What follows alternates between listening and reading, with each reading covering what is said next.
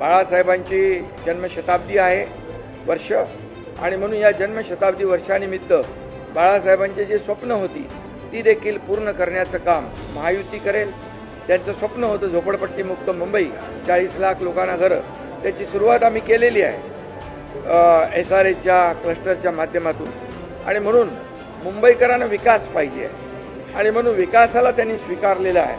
मुंबई खड्डेमुक्त झाली पाहिजे, मुंबईला शुद्ध पिण्याचं पाणी मिळालं पाहिजे, मुंबई भ्रष्टाचार मुक्त झाली पाहिजे, मुंबई प्रदूषण मुक्त झाली पाहिजे, मुंबई ड्रग फ्री झाली पाहिजे. अशा प्रकारची भूमिका सरकारची महायुतीची आहे. आणि त्यामुळे मुंबई हे जागतिक दर्जाचं शहर आहे. त्याच्यामध्ये जे जे जे काही आवश्यक आहे ते देण्याचं काम महायुती सरकार करेल.